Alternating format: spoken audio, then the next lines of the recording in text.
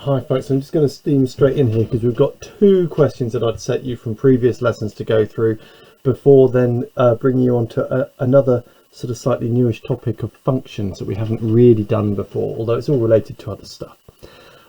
So the first up was this. Now this was this problem was put down as being a simultaneous equations one, and having asked you guys to have a go at it, one or two of you did come up with some simultaneous equations, but it certainly wasn't easier than just doing it the way that it occurred to me, and a lot of you actually did the same thing, which was really good to see. So what I saw people do was say, right, my age in 4 years time. Well, if we say my age is X, then my age in 4 years time would be X plus 4. But we want the difference between twice my age. So if you put 2 in brackets around there. Now some people did 2x plus 4. The 4 would need to be doubled as well to truly double that age.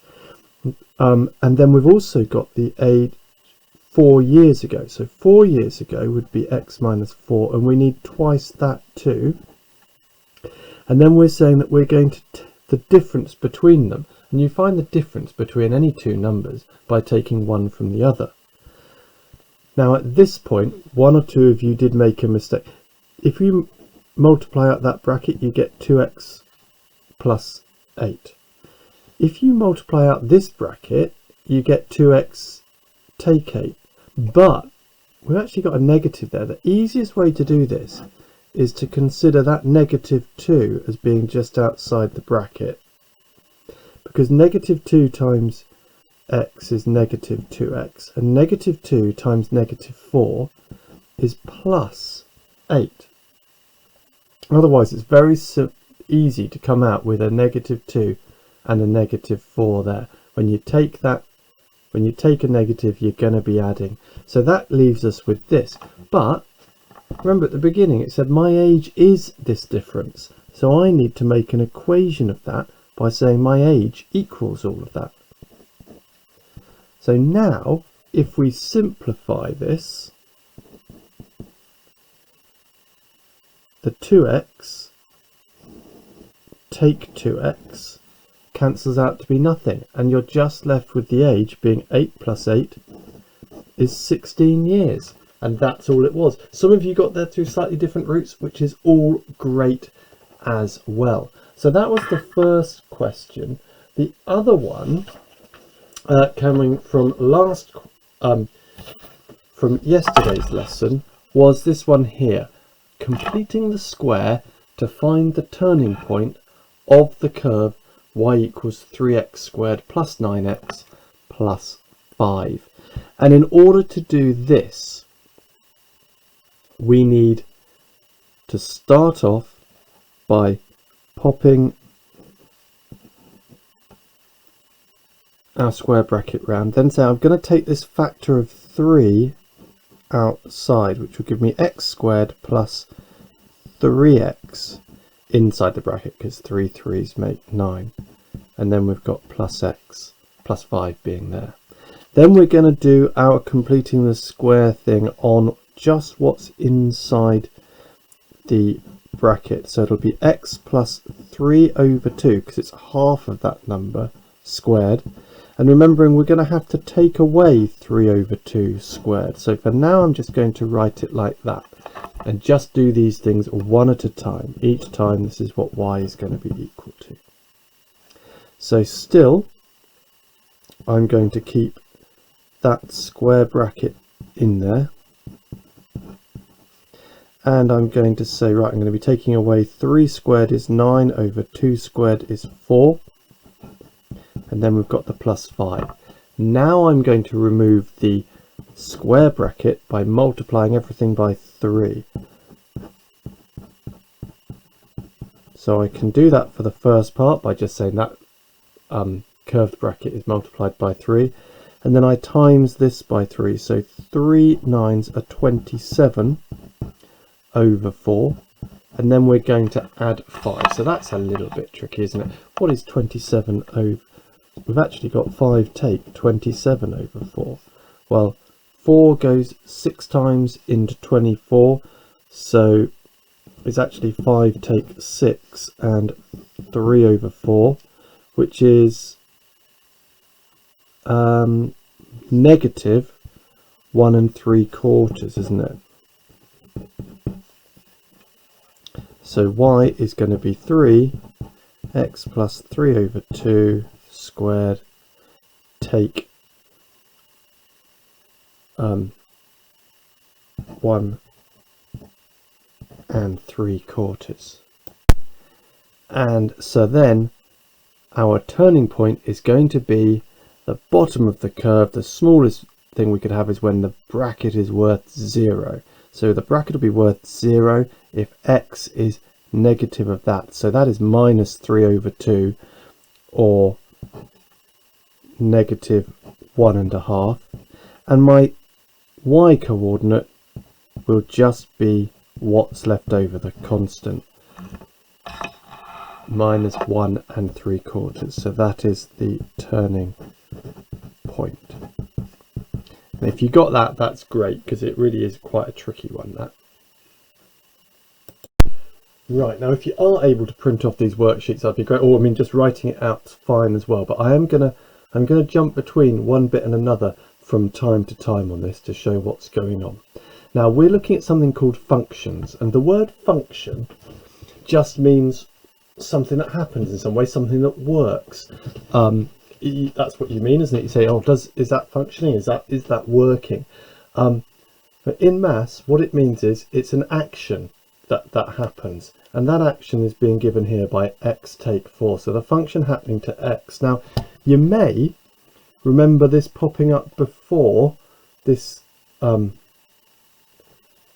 terminology when we've been doing graphs, because if you went for a table, menu 3 is a table, it says function x, and we use this to give us points that we could plot. So we might, if we were going to do it for x, y equals x minus 4, we'd go alpha x take 4, and then I'd press equals. And it also gave us another one. I said not to worry about that. Well, if you look here, question 2 is giving a more complicated function of 2x squared take 10. So let's pop that one in there first of all. Alpha x squared take 10 equals, and it wants a start and a stop. Now some of these questions it goes down to negative 2, and one of them so let's go from negative 2 up to 5 in fact let's go from negative 2 equals 5. Steps 1, going up one at a time. Now it's giving us our values that we should have, and I'll show you why they are what they are in a moment. But if you had to plot the graph of y equals x minus 4 and y equals 2x squared minus 10, you would be plotting x as negative 2, and for the x minus 4 one you'd have negative 6 for your y, and for the 2x squared minus 10 you'd have negative 2 for your y on that one. Right, so that's telling us those answers. So that actually means, according to this function, when x is 5, if I go down to where x is 5, which is the last one, it is saying 1. So I know that's going to be the answer. I'll work it out manually in a moment as well. And then if x is 3, you can see it's negative 1 there. Now why is it 1 and negative 1? Because all it's saying is I want to know what the function is worth if x is 5, and if x is 5,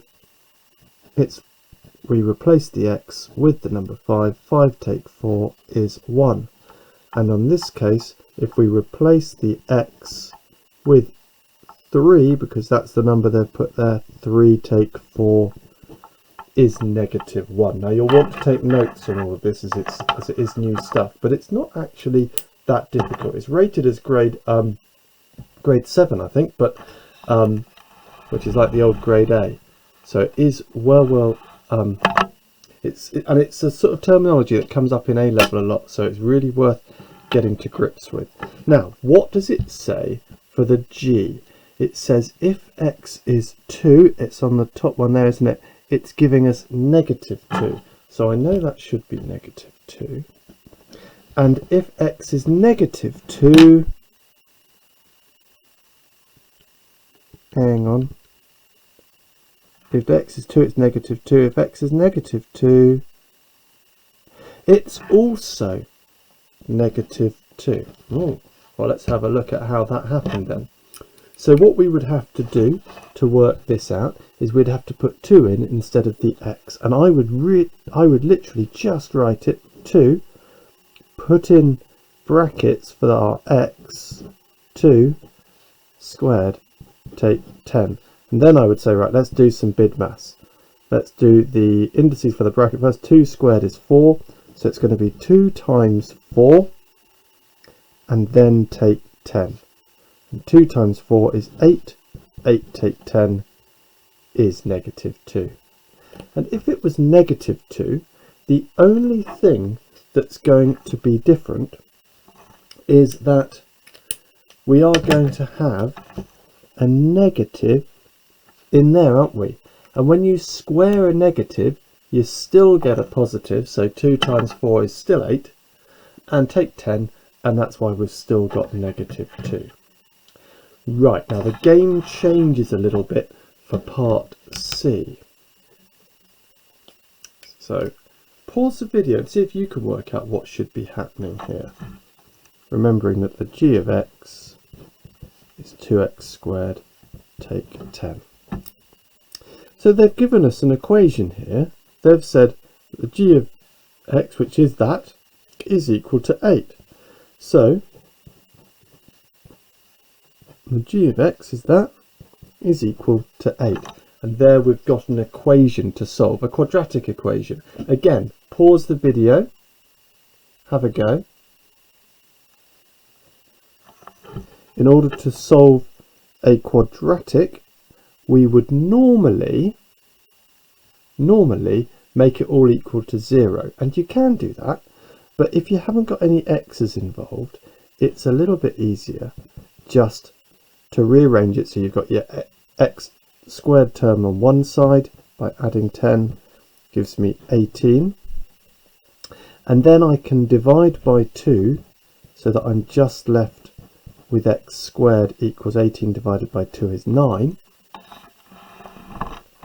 and then square root to revert to find the inverse of squaring, and that's going to give us positive or negative 3. So there are 2 possible answers there, and there's 3 marks, so you need to have plus, positive and negative 3, which you can write like that, or you can write positive 3 and negative 3 if you would rather.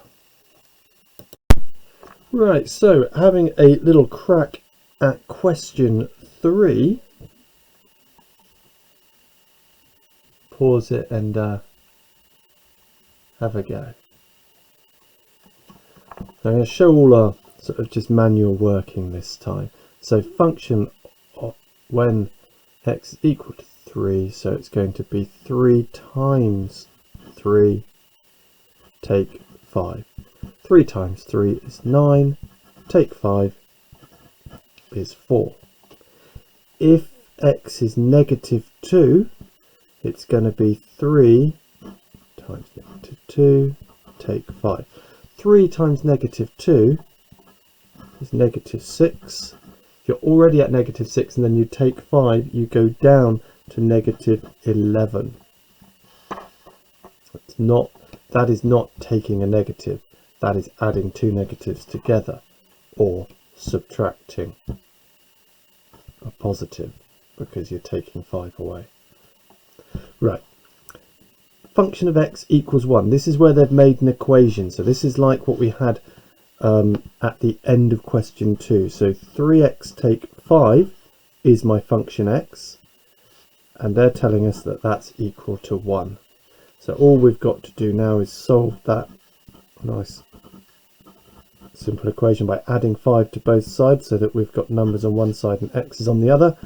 And then we've got 3 times as much x as we want, so we divide by 3. 6 divided by 3 is 2.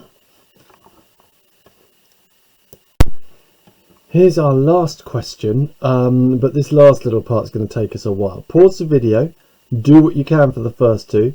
If you want to, have a guess at the last bit, but you will be wrong. In fact, yeah, go on, have a guess at it, even though you will almost certainly be wrong. It will make more sense to you. You do learn better if you've had a go and made something up. Right, so hopefully you've had a go now. So putting 10 in instead of x would give me 10 squared, take 3. 10 squared is 100, take 3 is 97. Sticking -1 in there instead, -1 squared, take 3. -1 squared is 1, because a negative times a negative is a positive, and 1 times 1 is 1. Take 3 gives us -2. Now this here means inverse function. And what do we mean by inverse? Well, we're going to come back to this question in a little while after I've just taken you through a little thing about what inverse is. Inverse means it's a little bit like opposite, the inverse of something. If I were to add 4 to something, that would get me to there. So I had my x, I add 4. When we say an inverse function, we're talking about what would reverse it to send it back again. So you would have to take 4 to get back there. Sorry if you heard some shouting in the background there, that was just my son. Right, so the opposite of the inverse of adding is taking. What do you think the inverse of multiplying is? Yeah, it's division. And the inverse of division is multiplication, and the inverse of subtraction is adding. One other one we might want to have is the inverse of squaring is square rooting. Right, so that's inverse. So it's reversing the procedure. And it can only ever go back to where you've come from. So actually, when we do the inverse of square root, that can get a little trickier, but don't worry about that for now. We're just going to, what am I doing? That's not actually like that. So here we go. So we're going to do the inverse of this. Now, in order to find the inverse, what we need to, one thing we can do is we can say, if you call it, instead of function x, if I call it x squared minus 3, I'm going to rearrange to make x the subject of the equation. I'm going to add 3 to both sides, which gives me y plus 3 equals x squared. And then I'm going to do the inverse of squaring, which is square rooting. But with an inverse function, it can only come back from one thing. So we always go back to the positive thing on it. So you do not have to worry about the positive stroke negative. So we get the root of y plus 3 equals x. And all you do then is say, right, therefore the inverse function of x is going to be, and this is my inverse function, rooting, and I changed the y back to an x at that point. So I say, right, instead of doing what we were going to do to the number, we're going to reverse that procedure. So this is what we're going to do. Where are we at? We're going to make this our left hand side of the equation and 8 the other. So we have got root x add 3 is equal to 8. So the first thing we need to do is get rid of the root by squaring. So if I square both sides, I'm going to get x plus 3 on this side, and I'm going to get 64 on that. take 3 from both sides, and I'm going to end up with 61. And that's it. That's all of it done for today, folks. Well done if you kept up with that. We'll be doing some more functions next time. We're going to be looking at not just inverse functions, but something called composite functions, when you put your g function and your f function together and run them one after another. Exciting stuff.